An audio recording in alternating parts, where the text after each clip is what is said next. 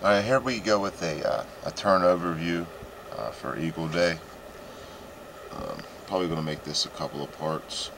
But the turn begins with the planning phase, which you draw cards from your deck up to your command level. The starting German command level is 3.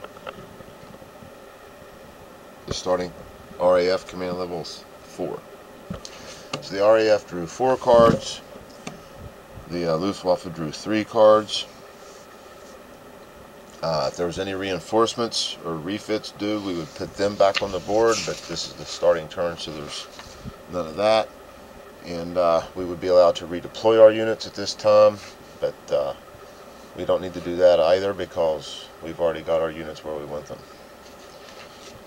So then, well, let's take a look at the cards real quick. The Germans got Führer Directive number 17. They can use this card either during the reinforcement phase or the air combat phase. It will allow them to either refit one damaged fighter, or they can have all their air combat values of Luftwaffe fighters increased by 1 for the turn. Then we have Fighter Sweep, which can only be used in the flying phase. It extends the short range of all German fighters for the flying phase, for that one phase.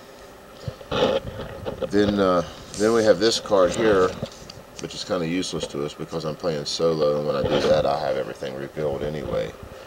But this card here, when played, reveals all RAF units. It gets reshuffled back into the deck at the end of the turn to maybe get pulled later, so we'll go ahead and throw that out, or play that, I guess you could say.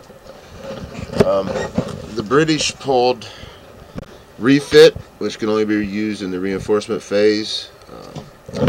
They have British Empire Rally, which can only be played in the reinforcement phase.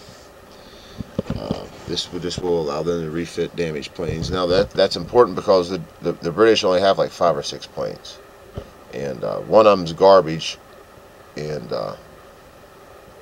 maybe even possibly a third one is iffy, but or a second one. So you're going to be losing planes every turn, probably a lot. So you want to be able to bring them back to stop those bombers. But then they also have Big Wing, which can only be used in the flying phase. Increase the stacking limit by 1. And then Squadrons Forward, which can be used in the flying phase, which will extend the range of short-range fighters by 1. So that's the cards we're going to start with. Then it's the operations phase for the first hour of the operations phase.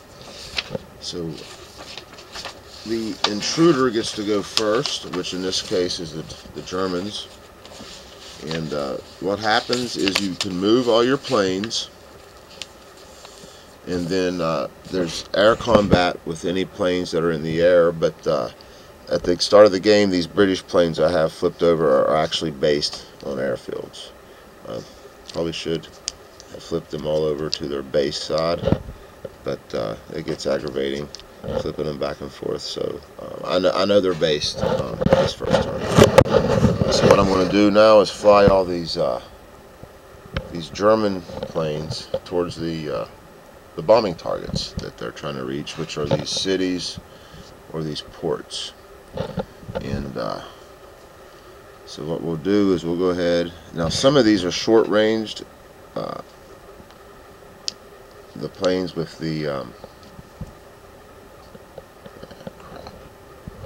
with that number in parentheses, they're short-range. These are Ju-87s. They can only fly out, bomb, and fly back, and they've only got a short range. The only places they could really hit are Weymouth, and Portsmouth, maybe Southampton. Well, I'd have to play a card. Well, no, those are bombers, not fighters. Well, anyway, so these German planes are going to fly over here and try to bomb those targets. Hopefully not get shot down. These bombers are going to be flying out, and they will be escorted by fighters. So I'm going to go ahead and move them and then I'll come back before I move the. I'll come back and we'll do a anti-airfire, and then I'll move the British.